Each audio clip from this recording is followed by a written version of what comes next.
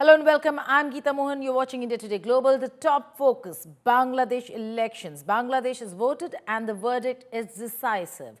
After a high-stakes election held in the shadow of political upheaval, the country is set for a major power shift.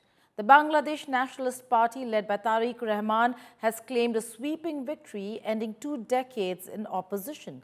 But beyond the win, this election marks a turning point in Bangladesh's political history. With New Delhi watching closely amid regional and security concerns, India has moved fast to engage the new leadership. Prime Minister Narendra Modi leads the world leaders in congratulating Tariq Rahman on his historic win, reflecting India's continued commitment to the peace, progress and prosperity of both nations. Now, Bangladesh Nationalist Party has thanked Prime Minister Modi for his best wishes to their leader.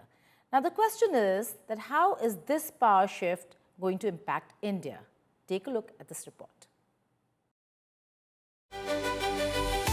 From 17 years in exile to possibly Bangladesh's next Prime Minister, this election has come in as a huge change of fortune for Tariq Rahman. His Bangladesh Nationalist Party has won the landmark polls with a 2/3 majority. Right outside Tariq Rahman's office, the mood is jubilant and celebratory, with party workers queuing up since this Friday afternoon, to catch a glimpse of their beloved leader. However, there is a clear diktat from the BNP that no celebratory procession should be taken out. Instead, the BNP has asked its cadres to join the Friday prayers across Bangladesh and pray in the memory of late Khaleda Zia. India has eyes set on the new government, as this swing could shift regional geopolitics in South Asia and beyond and impact national security. Prime Minister Modi has seized the initiative to reset ties by welcoming Bangladesh's new leader before China or Pakistan and dialing him soon after to congratulate and establish a warm base. The BNP in power will not unduly worry India, because a sweep for the BNP was a snub for hardline Islamic outfit Jamaat-e-Islami. Rahman has said that he will respect India's interests, signaling a potential shift from his mother Khaleda Zia's policy. The new government is expected to take a less antagonistic stance with India, although it is likely to be more transactional than friendly. After the upheaval of the past 18 months, India would like to establish a stable working relationship that ensures a decade-old ally remains by its side. With Indrajit Kundu in Dhaka, Bureau Report, India Today. Well, it is a landslide victory. To discuss this and more, I'm being joined by my colleague Indrajit Kundu from Dhaka. He's been reporting from there. Indra, thank you so much for joining us. Let's begin with the mandate itself. It's a massive mandate. What are the dates likely going to be when it comes to swearing in the Prime Minister-elect, Tariq Rahman? When is he likely to really appear? And when is the swearing in ceremony for the new Prime Minister of Bangladesh? Well, the mood in general has been celebratory in Bangladesh, in Dhaka, with BNP workers, absolutely jubilant. However, the BNP top leadership had clearly instructed their workers not to come out with any celebratory processions. Instead, they were asked to join the Friday prayers and pray for the departed soul of former Prime Minister and the party supremo, former party supremo, Begum Khaleda Zia.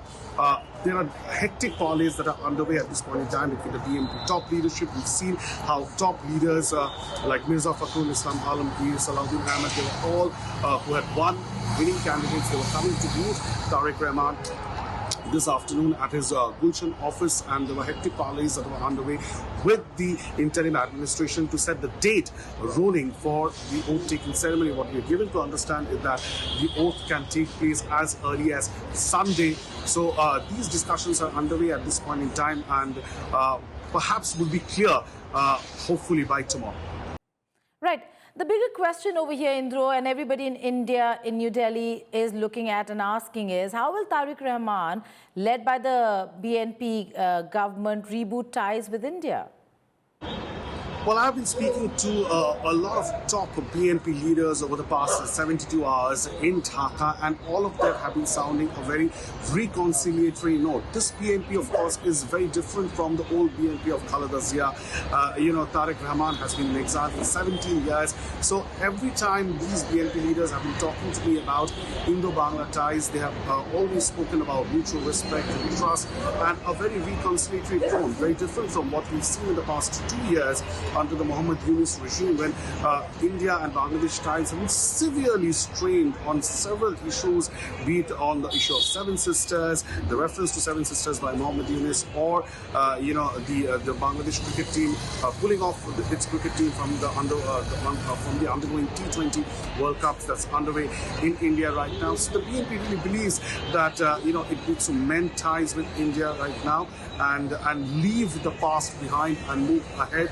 So Tariq Rahman's, in a sense, party is sending a very, very different note, and it only helps matters warm up with the Indian Prime Minister calling up Tariq Rahman today, and he was one of the first world leaders to send out a congratulatory message on social media. Even West Bengal Chief Minister Mamata Banerjee has sent out a congratulatory message to Tariq Rahman, calling him Tariq Bhai. So these are all positive notes, and one can only hope that India and Bangladesh ties will see a reboot now with Tariq Rahman as the new Prime Minister of Bangladesh. The other aspect that one is looking at, Indra, is the fact that Jamaat is now quite dominant when it comes to the bordering states, bordering area with India, and that certainly is a concern. But it's not just about security concerns at the border, it's also about the anxiety that the minorities, the Hindus in Bangladesh feel. How is the BNP government going to allay those fears and anxiety? Well, the reality on the ground is that the Jamaat-e-Islami, which had been banned for some years now, and the ban has been lifted, it now is in the mainstream politics of Bangladesh once again. They've won 68 seats, no doubt, and it's a big achievement for a party which has far less vote bank. This is a huge jump. They will now be the principal opposition party in the Bangladesh Parliament. So Jamaat-e-Islami does play a very, very crucial role now in Bangladesh politics. And if you see the kind of seats that they have won, their concentration is right next to the Indo-Bangla border. So it will have consequences. There will be concerns about security on the other side of the border in India. However, the other concern, of course, is that what about the Hindu minorities in Bangladesh? And we've been talking to some of the Hindu leaders in the BNP, and the BNP has been at the forefront this year by giving tickets to several minorities, at least 4 to 5 minorities, out of which 3 of them are from the Hindu community, and they have won. So I spoke to Goish Chandra Roy, and there are other people like Hita Roy Chaudhary and others who have won, and they will be representing the Hindu community on part of the BNP inside the parliament. And they say that, BNP is the best choice for the Hindus in the absence of the Awami League, and they're also saying that it was the Awami League which actually turned them into a vote bank but did not do much for the community. So the BNP right now trying to allay the anxiety and the fears of the Hindu community, because this 2/3 majority that they have got, it would not have been possible without the solid backing of the very significant Hindu population, the minority population, which is politically extremely, extremely crucial. Now, earlier, Indrajit Kundu also spoke with the elected BNP MP Goeshwar Chandra Roy, a Hindu BNP veteran and close aide of Tariq Rahman. Listen in to what he had to say, particularly when it comes to minorities in Bangladesh. After the historic win for the BNP in the Bangladesh parliamentary elections, we are now joined by one of the senior-most leaders of the BNP and a Hindu leader at that, Goeshwar Chandra Roy. Sir, thank you for speaking to India today. Your first reaction after the election result, were you surprised by the kind of majority that the BNP has got? It is not a surprising, it is a desirable, because the largest party, our competitor party, Awami League absent, could not participate in the contest. So that result is not at all unexpected. So one big concern, especially in India, is the state of the Hindu minority community in Bangladesh. And especially in the past 2 years, during the interim government under Mohammed regime, there has been several heinous incidents of crime against the Hindu community. Especially you have seen the case of Dipu Chandra Das. That has created a lot of anxiety. Where do Hindus stand in Bangladesh right now? What kind of did the Hindu community vote en masse for the BNP? What is your sense? I think the alternative is the BNP. BNP is the best for the Hindu people, because BNP did never believe in the religions. In the time of Sheikh Hasina, the 16 years, many occurrences, many Hindu family tortured among and occupied their property, maximum. But at that time, I did never see India pass any comment or any action. Never. But in the 1.5 years, it is not interim government, it is a neutral government, the interim government. But in this time, I did never found the Hindu community tortures particularly, no. Somewhere it is a political grievance. Those Hindu Awami Leaguer torture their own area. He has been treated as a Awami leader, not as Hindu leader. So you are saying those people who were killed or attacked, they were attacked for their political belief, for being in Awami League, and not because of their religious identity. No. It was a political incident and political. I don't believe that it is communal on the basis. So, but now that you are in power and Tariq Sahab is going to be the Prime Minister, what assurance would you like to give the Hindu community? You just told us that the BNP is the best party for the Hindus. So the Hindu community, the minorities in Bangladesh, will they seek shelter, protection, their rights, their constitutional rights? Will that be guaranteed by the BNP government? Our election commitment, we have given the election commitment, and also we have placed to the people that 31 pact. It is clearly stated that each and everybody have an equal right constitutionally. No Hindu, no Muslim. No, we don't believe in minority. Is a son of the soil. So that is a question, not a question of minority. We are equal. Okay. The second thing, I think already Hindu people could realize the only BNP is the best, because BNP is a soft democratic party. A political reset is unfolding in Dhaka as Tariq Rahman prepares to take charge after a sweeping victory. With Narendra Modi signaling early outreach, India is watching closely. Will Rahman 2.0 stabilize ties or reopen old fault lines? Here's a report by Tariq Rahman.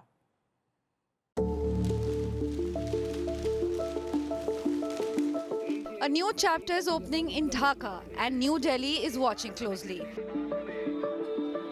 Tariq Rahman is set to become Bangladesh's next Prime Minister after his Bangladesh Nationalist Party swept the polls. Once branded the Dark Prince of Bangladeshi politics, Rahman now returns from 17 years in exile with a landslide mandate and a point to prove. India wasted no time. Prime Minister Narendra Modi was among the first to congratulate him, signaling Delhi's eagerness to reset ties after relations dipped following Sheikh Hasina's ouster in 2024. But this reset will not be simple. Rahman's message has evolved. He speaks of Bangladesh first, promises inclusivity and pledges protection for minorities.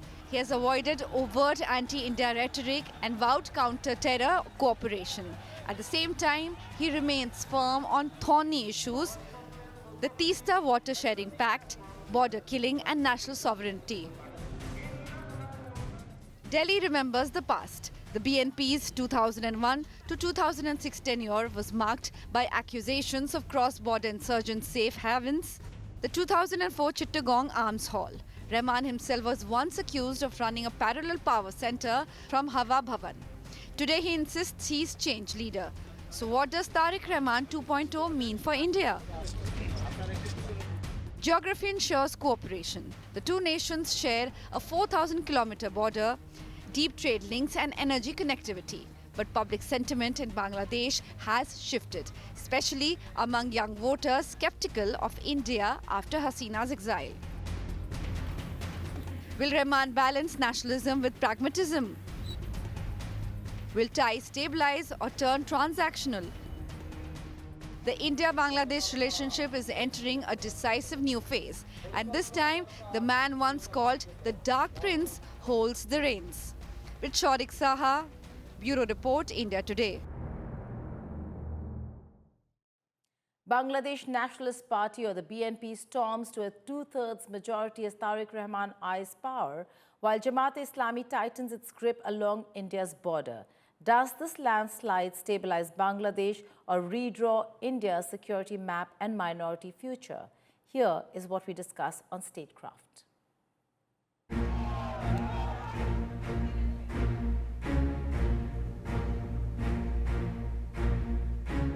Bangladesh votes. The verdict slams down. Bangladesh Nationalist Party did not just win, it dominated. Two-thirds majority, 200-plus seats as counting closes, a landslide in the 2026 general election. Tariq Rahman stands at the gates of power after 17 years in exile. He promises unity. He promises safety. He promises a new Bangladesh. But beneath the national sweep, Jamaat-e-Islami digs deep along India's border belts. Satkhira flips, Rangpur tightens, Sherpur shifts. Jamaat concedes defeat nationally, yet questions result integrity. Minorities hold their breath. Delhi recalculates. South Asia tilts. BNP commands parliament. Jamaat commands pockets of geography that matter. We at India Today Global argue, does this mandate stabilize Bangladesh or redraw the security map for India? And what does this election mean for minorities in Bangladesh? Hello and welcome. You're watching Statecraft with me, Geeta Mohan.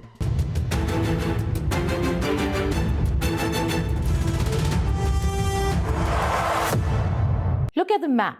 Jamaat does not merely win seats, it consolidates in India-facing districts.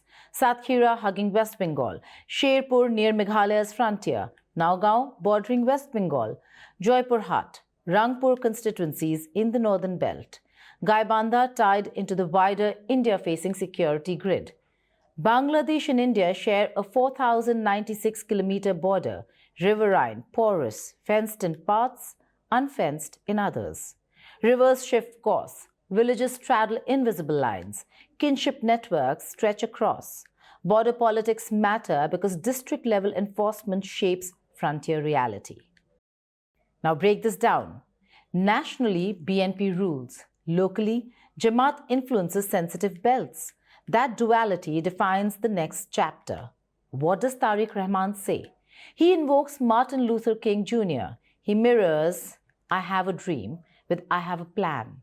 He outlines 3 pillars in interviews: rule of law, financial discipline, unity. He promises a safe Bangladesh for Muslims, Hindus, Buddhists, and Christians alike. He declares that every woman, man, child must leave home safely and return safely. He distances himself from radical forces. He references 1971 and warns against those who sided against independence.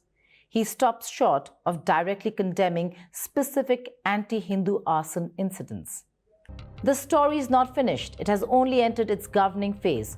So where does this leave Bangladesh? And where does it leave the region? Will Tariq Rahman choose reconciliation over retribution? After 17 years in exile, does he see history as something to avenge or something to transcend? What about the opposition? Can Jamaat-e-Islami reinvent itself as a parliamentary force rather than a street mobilizer? Bangladesh stands at a hinge. Power has changed hands decisively. That's all in our special broadcast of Bangladesh elections. But before I go, Bangladeshis attended Friday prayers in Dhaka after the BNP secured a landslide parliamentary victory. At the National Mosque in the heart of Dhaka, worshippers said they prayed for the new Prime Minister to run the country smoothly and peacefully. Goodbye and take care.